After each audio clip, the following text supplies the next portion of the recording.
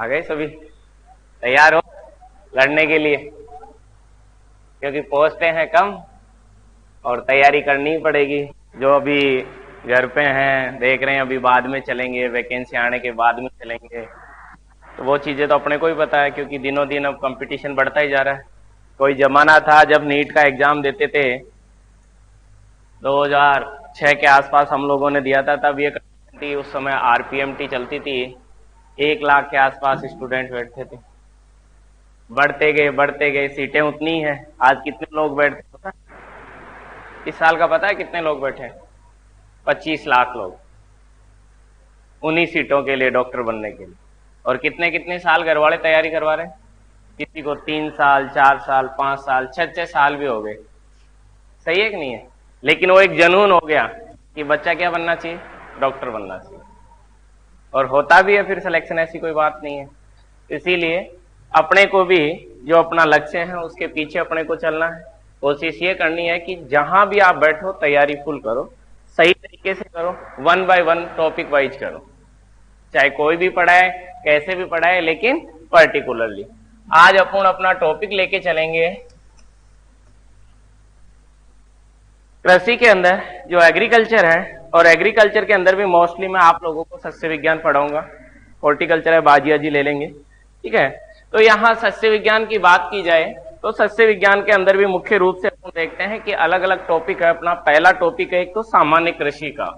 सामान्य कृषि में सारी चीजें आ जाती है, जिसमें विभिन्न प्रकार के संस्थानों के साथ देखा जाए तो विभिन्न प्रकार से अपने जो प्रोडक्टिविटी के डेटा है, एमएसपी से संबंधित है, योजनाएं हैं सरकार की, जो वर्तमान में कौन कौन सी योजनाएं चल रही है उनके बारे में भी जैसे जिक्र किया जाए तो मृदा स्वास्थ्य कार्ड योजना है, प्रधानमंत्री कृषि सिंचाई योजना है, राष्ट्रीय कृषि विकास योजना आरकेवाई के नाम से चल रही है। तो ये विभिन्न प्रकार की योजनाएं चल रही हैं, उनके बारे में भी 1 बाय 1 अपन जिक्र करेंगे। नेक्स्ट उसके बाद में फिर चलते हैं, तो फिर आता है अपना कि किस प्रकार से अपन की ये जलवायु और मौसम किस किस प्रकार से परिवर्तित होते हैं और कैसे अपना पूरा परितंत्र चालू होता है, जिससे इस जलवायु और मौसम के परिसंचरण तंत्र के साथ में ही अपन फसलों का चयन करते हैं। क्यों अपन सर्दियों के अंदर गेहूं की फसल को उगाते हैं और क्यों गर्मियों के अंदर बाजरे की फसल को उगाते हैं। अभी जेठ में क्वेश्चन पूछा था, बहुत अच्छा क्वेश्चन था, और वो क्वेश्चन क्या था कि खरबूजे की फसल को अंकुरण के लिए इष्टतम तापमान क्या चाहिए।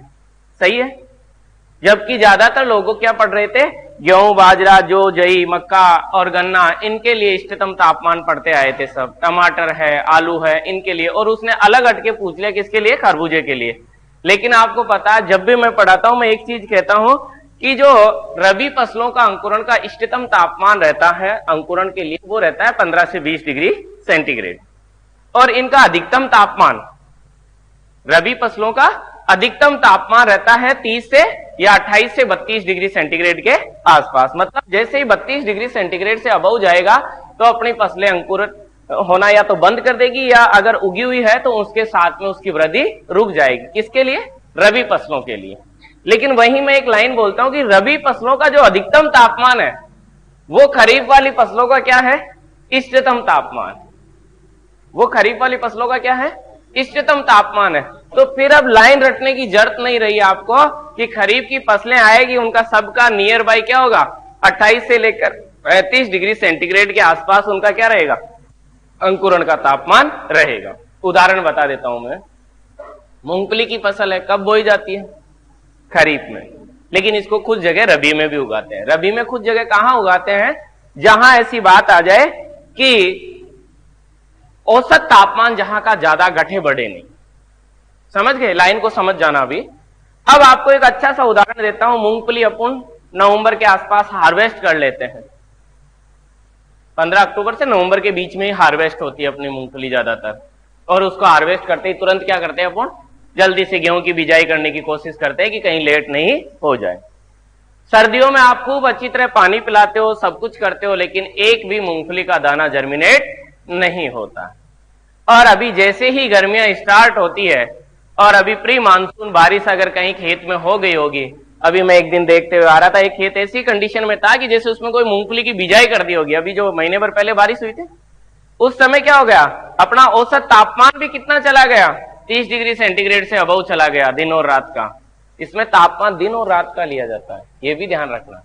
जैसे अभी 42 डिग्री जा रहा है ना, तो 42 जा रहा है, लेकिन रात का कितना जा रहा है, 30, 32, 38 के आसपास, तो दोनों को जोड़कर 2 का भाग देंगे, इसलिए औसत तापमान लिया जाता है। कहीं ये मत सोच लेना कि इतना ज्यादा चला गया फिर तो जरूरी, इसीलिए कहा गया है कि जैसे ही 27 डिग्री सेंटीग्रेड से अबव तापमान चला जाता है और गर्म हवाएं चलती है, तो गेहूं में दाना बनना क्या हो जाता है, बंद हो जाता है।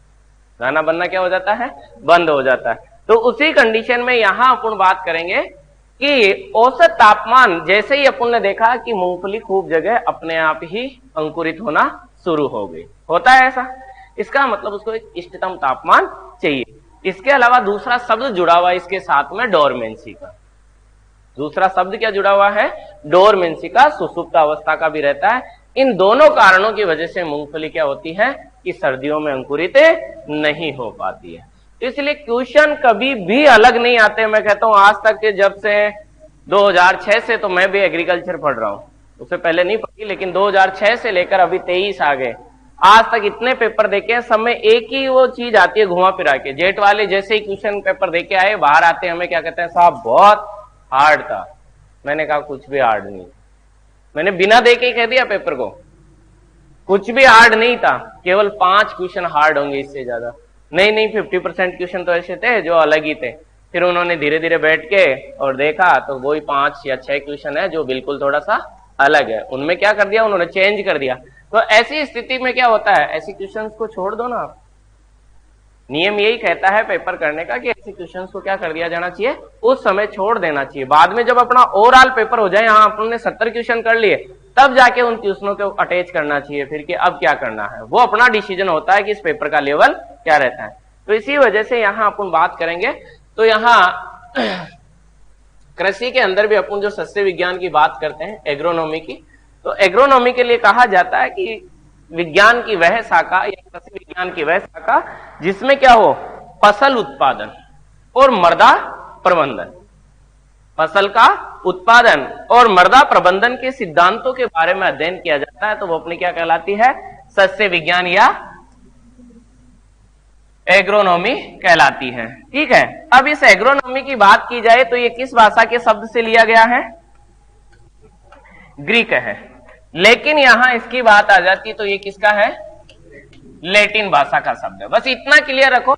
अब आपको डेफिनेशन कभी रटने की जरूरत नहीं पड़ेगी, न लिखने की जरूरत पड़ेगी। इसमें सीधा सा अपने को ध्यान में रखना है कि कृषि की बात आए तब तो सीधी सी डेफिनेशन है कि विज्ञान की वह शाखा जिसके अंदर अपन फसल उत्पादन है, पशुपालन है, फलों उत्पादन है, विभिन्न प्रकार के रोग व कीटों के नियंत्रण आदि सभी के बारे में अगर अध्ययन किया जाए तो क्या कहलाएगी, कृषि कहलाएगी। ठीक है, लेकिन यहां एग्रोनॉमी की बात आएगी तो इसमें 2 चीज आपको ध्यान में रखना है। एग्रोनॉमी की आप पूरी किताब याद करो, आपकी 11th की, क्या कर रखा है उसमें, फसलों के बारे में दे रखा है, खरपतवार नियंत्रण के बारे में दे रखा है, कहीं ना कहीं मृदा का लवणीय क्षारीयता का नियंत्रण के बारे में दे रखा है, और कहीं ना कहीं मृदा की उत्पत्ति कैसे हुई है उसके बारे में दे रखा है, या कहीं ना कहीं पोषक तत्व प्रबंधन के बारे में दे रखा है।